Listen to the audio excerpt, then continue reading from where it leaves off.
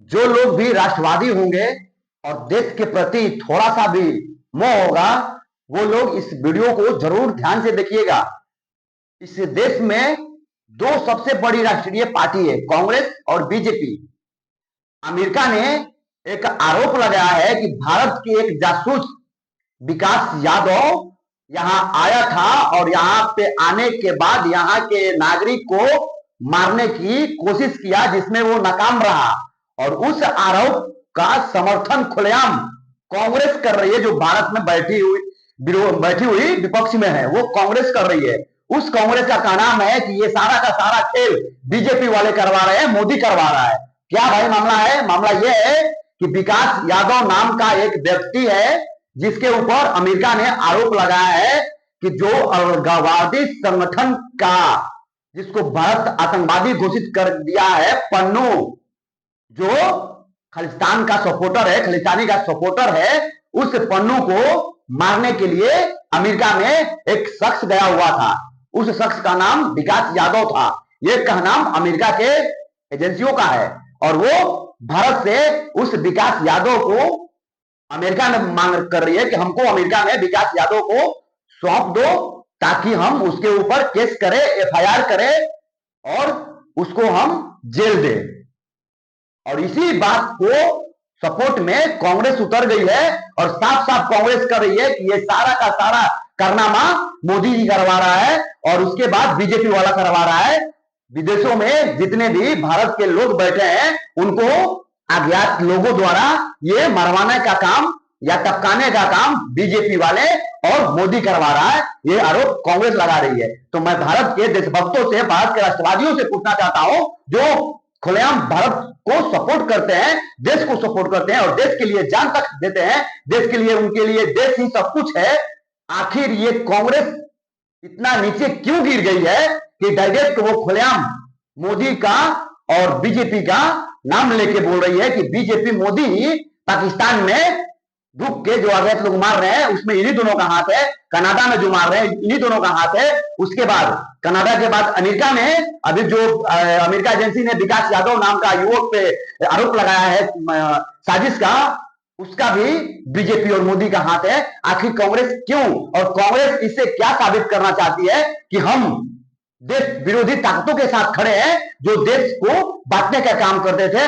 अरे इंदिरा गांधी कैसी थी कि जो उसी खालिस्तानियों को, जो खालिस्तानियों का मांग कर रहे थे, याद है ना, तो क्या की थी इंदिरा गांधी ने? तो उस इंदिरा गांधी के राह पर चलने वाला ये कांग्रेस पार्टी आज खुद जो अलगाववादी नेता लोग हैं, उनका सपोर्ट कर रही है और आतंकी पन्नू, जिसको भारत के जो एजेंसी है, भारत सरकार है, उसको आतंकी घोषित कर दिया है और उसको मारने का साजिश विकास यादव नाम का कर रहा था। तो मैं विकास यादव का जीवनी आपको बता रहा हूं कि विकास यादव आखिर में है कौन, जिसके ऊपर अमेरिका ने लगाया है आरोप, और उसको पाने के लिए अमेरिका को कितना मशक्कत करना पड़ेगा। तो विकास यादव वो शख्स है जो राज जो होता है ना भारत में, जो राज के पूर्व सीनियर लीडर, फील्ड अधिकारी रह चुका है विकास यादव, और अमेरिका ने उसके ऊपर अलगाववादी नेता, आतंकवादी पन्नू सिंह जो है ना, उसको मारने का, हत्या का कोशिश करने में वो नाकाम रहा। ये आरोप साबित करके भारत से उसको मांग कर रही है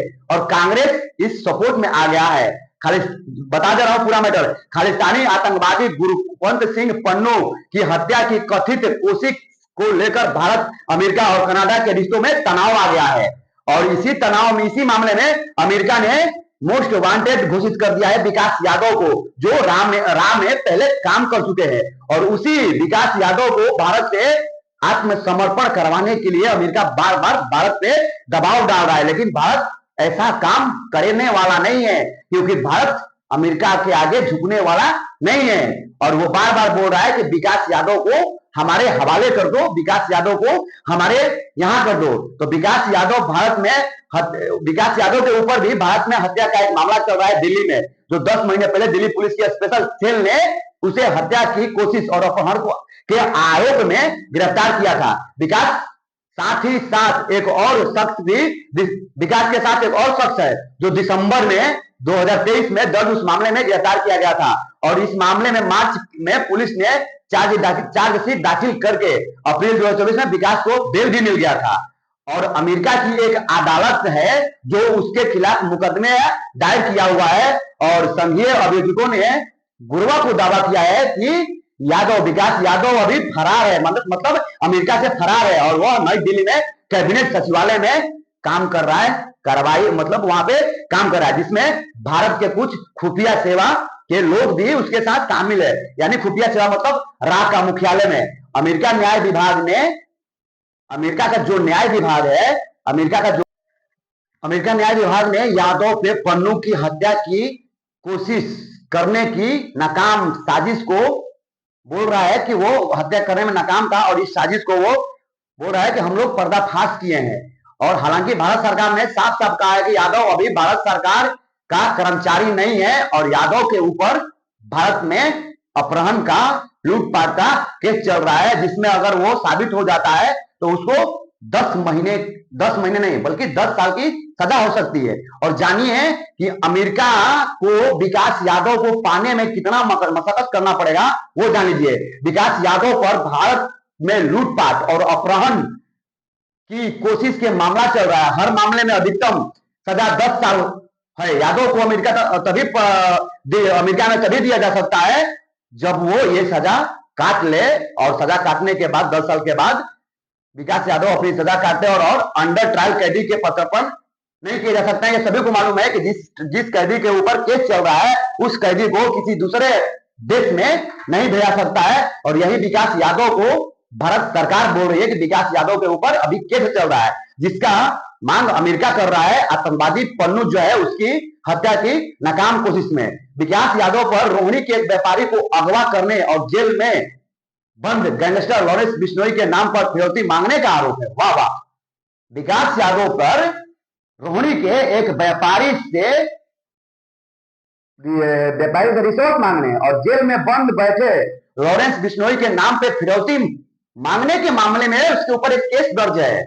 दिल्ली पुलिस के स्पेशल सेल ने भारत सरकार के पूर्व अधिकारी यादव को 18 दिसंबर 2023 को गिरफ्तार किया गया था और यादव को इस साल भी जमानत भी मिल गया था। दिल्ली पुलिस एफआईआर के मुताबिक यादव ने व्यापारी से कहा कि 11 दिसंबर 2023 को दक्षिणी दिल्ली के एनआईए कार्यालय के पास उसे मिले और धमकी दी कि ऐसा ना करने पर उसे गंभीर नतीजे भुगतने पड़ेंगे। और ये लॉरेंस बिश्नोई गैंग के नाम पे ये सब कर रहा था। पीड़ित व्यापारी यादव के कहे अनुसार अपने एक दोस्त के साथ उससे मिलने पहुंचा और उसी दौरान यादव के साथ अब्दुल्ला नाम का एक व्यक्ति भी मौजूद था। आरोप है कि यादव और अब्दुल्ला ने व्यापारी को एक कार के अंदर खींचा और खींचने के बाद लॉरेंस बिश्नोई के नाम पर उससे फिरौती मांगी गई। दोनों आरोपियों को एक के कोरे चेक पर दस्तखत करने के लिए मजबूर कर दिया गया और उसके बाद उसी के कार के पास छोड़ दिया गया है। आरोपियों ने व्यापारियों को धमकी दी कि अगर इस घटना के बारे में किसी को बताया जाएगा तो उसे गंभीर परिणाम भुगतने पड़ेंगे। घर लौटने के बाद पीड़ित को पता चला कि यादव और अब्दुल्ला ने उसके कैफे में रखे 50,000 रुपए ले लिया है और सभी सीसीटीवी रिकॉर्डिंग मिटा दी है।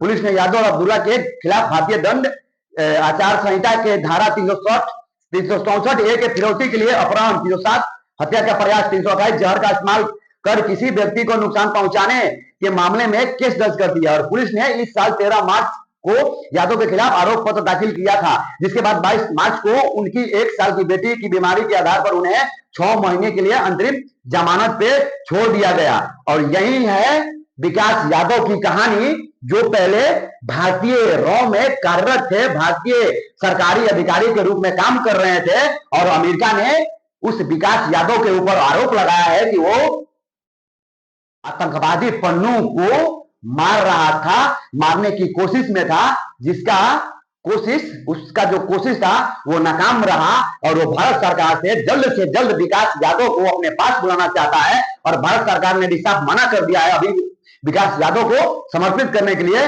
तो ये विकास यादव लॉरेंस बिश्नोई गैंग के नाम पे फिरौती मांगा था और ये विकास यादव रात के काम करने के बाद डायरेक्ट लॉरेंस बिश्नोई गैंग में शामिल हो गया था।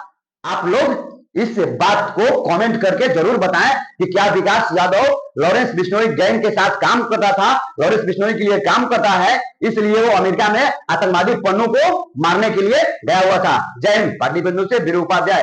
पेज को फॉलो लाइक जरूर कर लेना और चैनल को सब्सक्राइब करके बेल आइकन बटन जरूर दबा देना।